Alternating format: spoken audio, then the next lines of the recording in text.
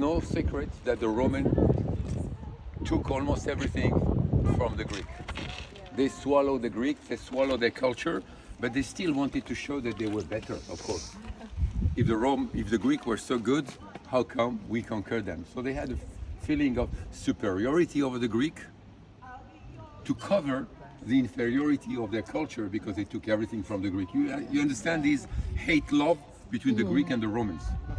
So we are the Romans, we are fighting, we are men, versus the Greek who are, I'm not sure, they lost all the battles, maybe they were good in the past, they are, they're effeminate and cerebral and philosopher. yes, left. Democrats. You understand this? Versus we, the Roman, we are strong, we are men. So understand that. So the Roman and in the theater they copy the theater, but now remember, in order to attract the people, you have to make it attractive, and you have to make them happy. Sadly, what they took from the Greek had a lot of material for the theater. It was all religious and very sad. It was called tragedy. You are not going to offer the people a tragedy and expect they will be happy. You have to give them what? Comedy.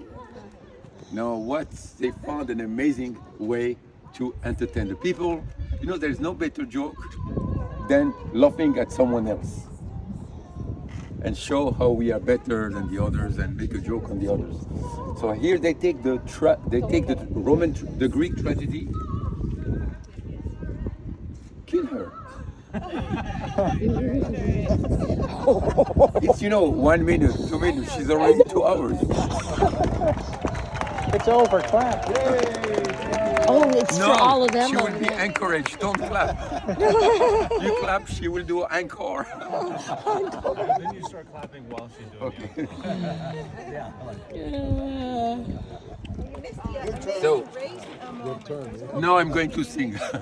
So understand the Roman took the tragedy and told the actors to turn it, to do whatever is good to make it a comedy. Make the people laugh. We want the people to enjoy, so tomorrow they will come back, because people came every day to the theater. So there's something different from our actors today. They could improvise. We don't improvise today. We have the text and we do. The Roman actors could improvise. And that's a very difficult school, to come every day and entertain the people every day, and sometimes on the same subject. So they could change the end, they could do a lot of things, they improvise. No, take a Greek tragedy. And people knew, the Romans knew all what we call mythologies, it was part of them. They knew, they read the Greek authors, they know the stories. One story that were very well known of a man who is happily married. Every story starting with happily married is not going to end good. When you see a wedding at the beginning of a movie, it's not going. The wedding should be at the end. If it's at the beginning, it's like when you see a gun in the first act, it's shooting at the last one. So, same thing happened. The man is happily married. He has a beautiful wife. Everything goes well until one of the gods, the gods on the Olympus, they have nothing to do. The world is created. They just are playing pranks on each other. They're just hitting each other. But of course, a god cannot kill a god, because they are all immortal. So what do they do to entertain themselves? Because like us, the gods want in that optic, the god also want to be entertained. So they're just looking down there on earth and say, let's do a trick on that. Let's do that. Let's make them go to war with the others to entertain themselves. And one of the gods sees that beautiful woman. He says, I need her for me. So he comes down to earth and takes that woman. I don't know if he drags her from the hair or like we see. he takes that woman. Imagine the husband who is crying, he's running up to the God, please don't do that. That is on stage, you see that here. The audience knows the story, by the way, they know it because it's part of the mythology. He's dragging the woman and the husband is crying and he's shouting and pleading and trying to bribe the God, whatever, cursing the God. Eventually the God is so tired of this whining, he just casts a spell on the man and he turns him into an ox. Ox cannot speak too much, you can see, and that ox remain on the stage, and that is supposed to be the end of the story, because all these tragedies have a purpose. It's teaching the people the relation between man and God. That means sometimes you don't understand what God is doing, and it appears to you it's bad. Don't intervene because it can be even worse. That's your place. You are human. He's a God. He can do everything. Shut your mouth. That was the story of the whole thing. But of course, no, the Roman actors, they don't want to stop here. That's a sad story. They want to continue. So one of the way to continue, that ox continues, goes to another god. Goes to the other god, please, you know that I've been donating to your temple so much. I've been a very good follower of yours. Please make me a man. I want to continue and fight for my wife. And the other god say, no, I know you, you're a good man and you have been donating, but my spells are not as strong as the other one. I cannot turn you back into a man. You have to accept that you are going to be an ox forever. However, I can turn your wife into a cow. And then you could be reunited. You see how you have changed the tragedy into a comedy. And the people laugh. They laugh at the Greek with their tragedies and they're happy and they go back home. And next time there will be another ending that will be interesting or funny or something like that. And that's how the theater, but how long can you go and listen to a story that you know it will be funny? You know what happens over the time? It's not funny anymore. You have heard that, all the variations. You know everything. So you stop going to the theater because it's boring. But then if you stop going to theater, you're going to speak with your neighbors and then you start a rebellion. So you have to change the repertoire. Maybe spice up the story that will attract the people. What are the two main spices that we know in the theater or in cinema, the movies? Sex, Violence. and violence. These are the two spices that feed this industry. So add a little bit more sex, a little bit more violence, and people will come. That means instead, that means this God that is taking the woman, maybe he will have some intercourse with her on stage. You can see everybody's flocking back to the theater. And that man that is a man who is supposed to be killed in the plot is killed on stage. Understand? Of course, not the actor.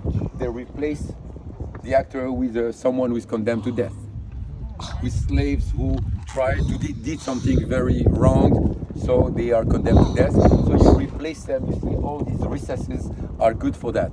And you can push a slave there. You don't recognize the actor because all the actors wore masks.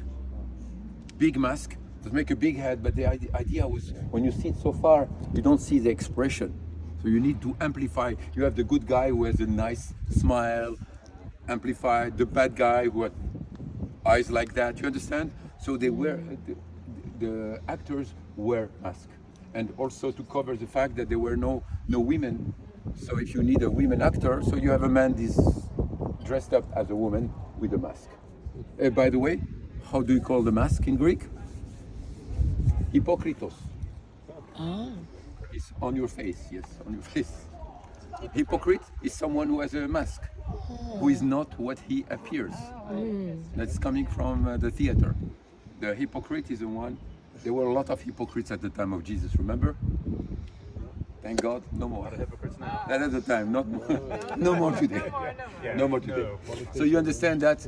So you could replace someone and put him to death. And the people flock back to the theater. And after some time, the people get, when you see blood and you see that, they will add more sex and more blood and more violence. and more and more. Eventually, toward the end of the Roman Empire, the theaters are a place of something that would be horrible for us to accept. That means there's no more plot. It's just orgies and you name it, everything going on stage, terrible things that are going there. I will tell you a sentence that sounds hard. Show me what entertains you and I will tell you who you are. So the theater was not creating the thing. It was the general culture that was. So the theater is a mirror of a society. Don't blame the theater. It's a society who gets what they want. And the theater is giving them an image of themselves. That's what they want. That's the decadence of the Roman Empire. It's not the theater, it's the people who stopped being what they were in the beginning. Instead of going to fight to defend their country, to send their sons that might be killed, they will pay mercenaries to fight. Toward the end of the Roman Empire, it's not the real Romans who are fighting. These are mercenaries and slaves and people who were captured from other countries that are sent to the war. Why that? Because I want to sit at the theater with my son, not want him to risk his life.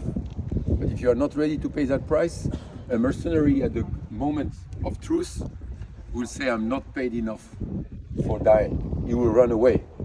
While someone who really fights for his country knows maybe he will be killed, but he knows the country will be safe. And that makes a difference. That's the moment when Rome starts to collapse. When the rot is inside, the world cannot hold the enemies. The enemies, we call them the Vandals. Remember, that's one of the enemies of Rome. They just were there all the time. It's just Rome who weakened. And they weakened because of their spirits that has changed. It's good to know that civilization, they collapse from the inside. Because the enemy, they don't change. It's them that get weaker, that have less will to survive, and that's how they collapse. And that's how the Roman Empire collapsed too. And when did they collapse actually? So it's a long collapse. Takes time. It's here, but from the 4th century, that's the beginning. Yes, yes. And Constantine takes the best of what he can and create a new Roman Empire with new values, where the gods are not gods. There's only one God. Where don't steal your wife. When they don't play tricks on you. When they are benevolent. The God loves you. He doesn't hate you. He doesn't play tricks on you. That's what drives the new empire to get an extra 1,000 years. The Byzantine, we learned so little of the Byzantine. You know why? Because we belong to the Western society, the Catholic society, and the Byzantine are Orthodox. It's the enemy. And we have not been taught of Byzantine in school. Have you ever heard of the Byzantine? No. There's 1,000 years of rich civilization, but in the East. And they are Greek, they are Orthodox. The animosities that existed between the Greek and the Romans continue in religion. You have the Roman Catholic Church and you have the Greek Orthodox Church. That continues. The religion is only a pretext for this political fight that were forever between Greece and Rome. And it continues still today. Just to give you an idea. And I will tell you a little bit who are the people who are sacrificed, you know, the slaves or the people who are condemned to death to be killed instead of the actor to entertain the troops. Sometimes just someone who is hungry and stole a piece of bread. But if he was unlucky enough to be caught before election time, what is that? You know, you have electoral campaign. A senator wants to be elected. How does he become popular? Entertainment. Tomorrow night there will be 24 gladiators fighting for the benefit of everybody. I brought them from Namibia, from whatever, and they are going to fight. And I'm throwing in 5 lions and 20 elephants. Who can beat that? A week later, the other contestant will say, I have 45 gladiators, and then I caught a few rebels. We're going to burn them, so at night we'll have some light, and we'll have so and so lions, and so and so and so. So you understand, when you are the governor of a province or a senator, and you are also the judge, so when it's electoral campaign, a man who stole a piece of bread, instead of getting whipped and left, goes to the prison. I have to fill my prison because I have some good entertainment to give the people. You see what little hope is for the poor people in this society. Okay? And that's not surprising that those who adopted the vision of one benevolent God are slaves, poor people, the bottom of the Roman society. They're the one who convert to that religion that promises God that are good for you. And if your life is bad, at least you will have an eternal life where you will be good forever. I named or not named Christianity. Christianity doesn't convert the emperor right away. It's a whole process who begins from the beginning, from the people suffering, or simple giving them some hope, and slowly goes up. Imagine a slave who is teaching the son of a rich man, and they were all the time. This slave, if he's Christian, is passing his values to the son. This slave is not stealing from his master, not because he's afraid of the master, because his faith tells him not to steal. These values go to the children. These children become soldiers. When they fight, they are not the ones who are raping and doing that. They behave with another another set of morality.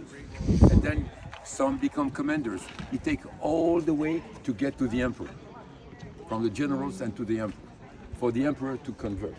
Because there's no way for the emperor to understand what is happening in the lowest quarters of Rome. He doesn't know that. It climbs up towards him. And eventually one of the emperors decides that the change, and that's Constantine. And Christianity becomes state religion. Okay? But just to give you an idea how Christianity creeped up. It did not come boom on the Roman Empire, look how beautiful is our religion. No, it had to gain, and a lot of pain on the way. A lot, you know, your slave, he's obeying. Your slave is honest. Maybe he's crazy. Let's hit him a little bit more. See if he's still obeying. You understand this kind of thing? That takes time. It takes a few centuries. Eventually, Christianity took over the Roman world. Will everything become rosy and beautiful? No, the moment. But the gladiators' game were banned.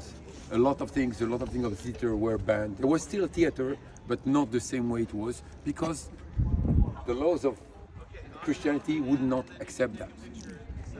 And eventually, like the empires, if they don't keep fighting for the good reason, they start to crumble. That happened also to the Byzantine.